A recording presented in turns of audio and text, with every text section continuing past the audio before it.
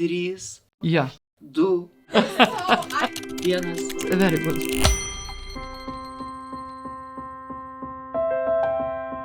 Aš dirbu Europos parlamento socialinių reikalų ir užimtumo komitete ir todėl esu įsitikinusi, kad svarbiausias darbas šiame komitete tai yra kova už socialinę Europą, už tai, kad būtų iš tikrųjų realiai kiekvienoje valstybėje įgyvendintas socialinių teisių ramstis. Ir jeigu imtumėm šios kadencijos metu, man atrodo, kad yra labai svarbu įvertinti situaciją darbo rinkoje, nes tiesiogiai darbo rinką, užimtumą veikia skaitmenizacija. Todėl mums labai yra svarbu investuoti į darbuotojus, investuoti į jaunus žmonės, investuoti į vyresnius darbuotojus tam, kad jie būtų pasirengę darbo rinkos iššūkiam. Kitaip sakant, įgūdžių politika turi būti kiekvienoje valstybėje. Ir čia didžiulis vaidmuo tenka ir Europos parlamentui. Kitas labai svarbus dalykas, kad nepriklausomai nuo valstybės narės darbuotojai nebūtų diskriminuojami, kad jie turėtų lygias galimybės integruotis į darbo rinką, turėti orų atlyginimą, turėti tinkamas darbo sąlygas, kurios nebūtų kenksmingos, pavyzdžiui, jų sveikatai. Dar labai svarbu yra kova su skurdu.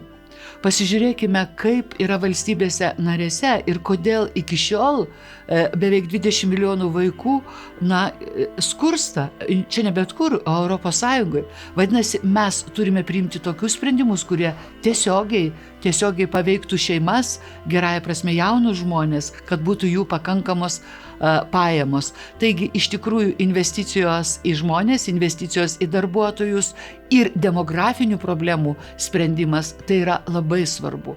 Nes taip kaip žmonės ES jausis saugus, nuo to priklausys, kokia stipri bus ES.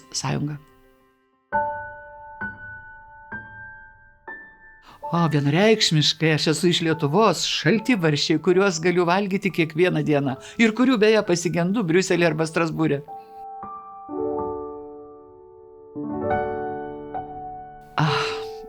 Man labai patinka Abos atliekama daina Dancing Queen. Kažkaip atsipalaiduoja gerai, labai paveikia.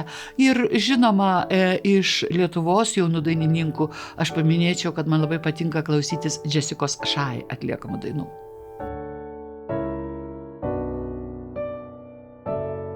Žinot, kai kalbame apie politikus, tai tikrai niekada negalėčiau išskirti vieno, nes kiekvienas laikmetis turi savo politiką, kuris įneša vieną ar kitą indėlį į tai, kas būna nepamirštama per istorijos laikotarpius ilgus. Todėl vieno tiesiog nenorėčiau ir negalėčiau išskirti.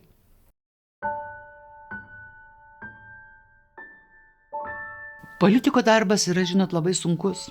Ir norint jį tiesiog gerai atlikti, tai turi būti pašaukimas. Tu negali būti vienadieniu politiku. Tiesiog negali.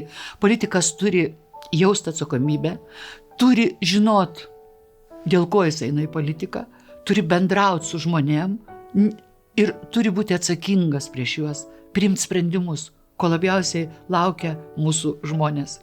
Atsakomybė, girdėjimas, žmonių įsiklausimas juos ir sprendimų priėmimas. Tik toks politikas iš tikrųjų bus priimtinas visiems žmonėms. Ir tik toks jausis pats savo vietoje.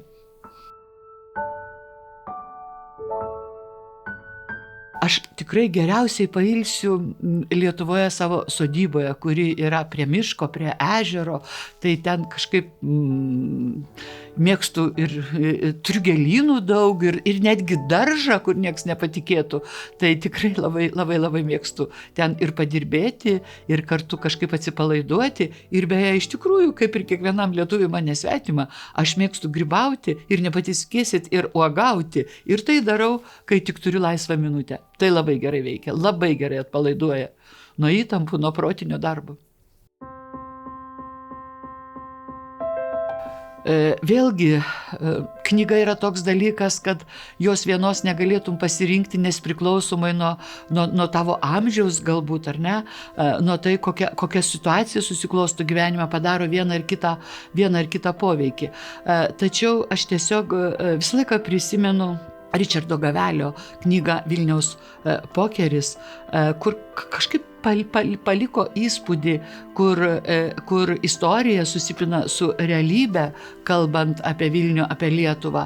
Ir kita vertus, man patinka kartais paskaityti, pamastyti, kada paskaitau filosofo šviesios atminties Leonido Donskio knygas ir viena iš jų pastarųjų man skauda, beje, Leonidas Donskis buvo Europos parlamento narys, tai ten yra daug tokios filosofinės išminties apie viską, kur verčia susimastyti.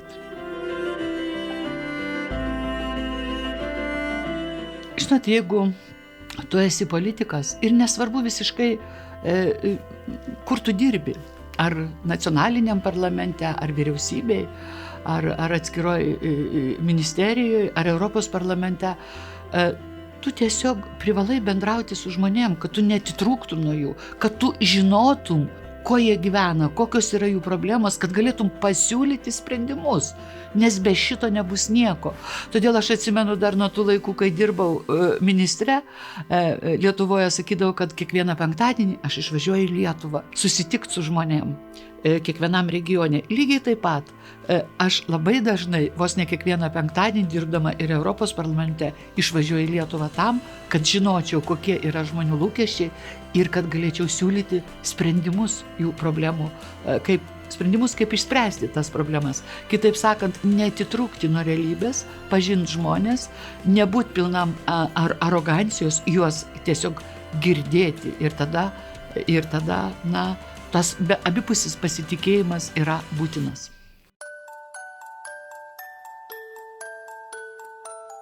Aš esu iš Lietuvos ir jau daug metų esu politikoje. Lietuva pernai metais atšventė 20-metį. Mes esam ES narė 20 metų. Ir Lietuvos žmonės turbūt bene daugiausiai iš europiečių pasitikė ES. Todėl, kad mes geriausiai suprantame, įvertintami tai, kad kur mes gyvenam, kas yra mūsų kaiminystėje, kokia geopolitinė situacija, kad tik būdami bendroje ES šeimoje mes esame stiprus. Mes turime būti kaip niekada vieningi, nes tik ES mes galime priimti sprendimus tokius, kurių reikia visiems europiečiams. Todėl, kad po vieną mes tikrai nebūsim tokie stiprus, bet kada mes esam ta šeima 27 narių su 450 milijonų, tada mes jau esame iš tikrųjų stiprus ir atsakingi už tai, kas vyksta kiekvienoje valstybėje. Labai seniai kažkada aš baigiau Vilniaus universitetą teisės fakultetą ir iš tikrųjų kažkodėl nuo 7 klasės buvau sugalvojusi, kad tapsiu teisėja. Deja, teisėja aš netapau, nes baigus universitetą kaip teisininkė gavau paskyrimą į tuometę Socialinės apsaugos ir darbo ministeriją, kurioje išdirbau net 25 metus ir beje po to tapau Europos parlamento nare. Ir štai jau 16 metai esu, tai kaip ir tos mano darbovietės, ko gero yra tik tai 2 per visą darbinę karjerą.